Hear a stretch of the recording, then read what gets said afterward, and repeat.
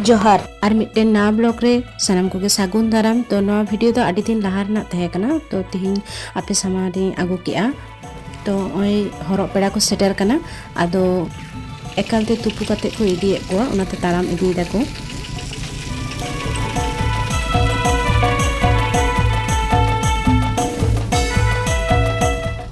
हरक पेड़ा को तो दाराम बारा को हुई कते हरक को दुड़ुब का को इन दो उन जखन दो बइन चलाव कान थे कना। नितो ओय आले ले सेटरना आतोरेन को मिद बार हर और नते हरक को तो जतो प्राय हुई सत कना।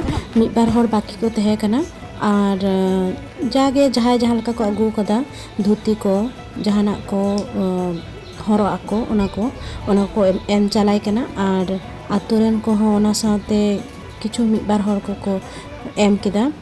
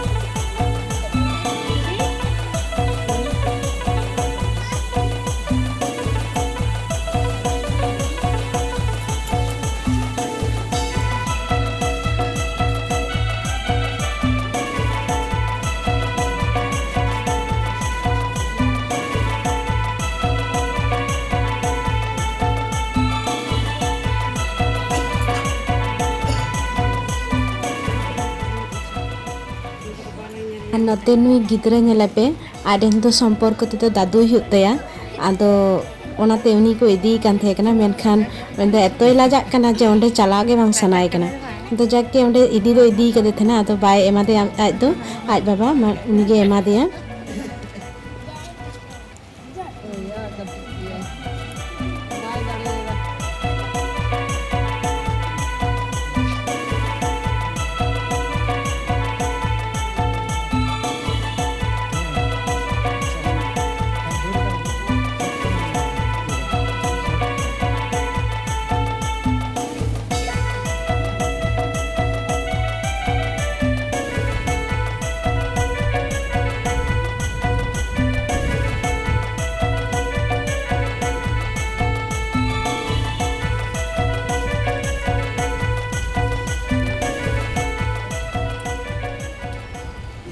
हरक बेरेक कते आदो हरक पेड़ा को जम को दुड़ुब ना।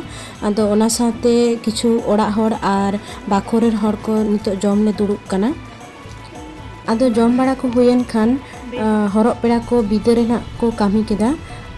आदो ओना खातिर ते ओय लाहाते जहाय ना जामाई हुआय उनी को जोहार चोय कना। इना परे जहाय पेड़ा को तहे कना उनको आको पाहटा खना उनको को मिद बार को जोहार केदा।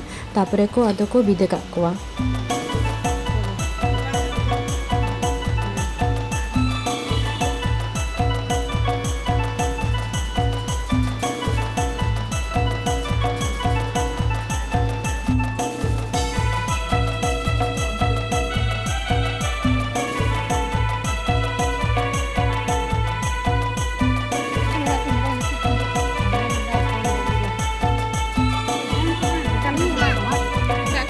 हरक पेड़ा तो को चलावना। तारपरे एनलो गे आतो रे मिट्टेन बापला थे कना बारी को। आदो उनको के ओय एने एने ते गोटा कुल्ही को आचुरोक कना। नोआ दो उनको ची नियम कान तको इहो बइन बाडाया।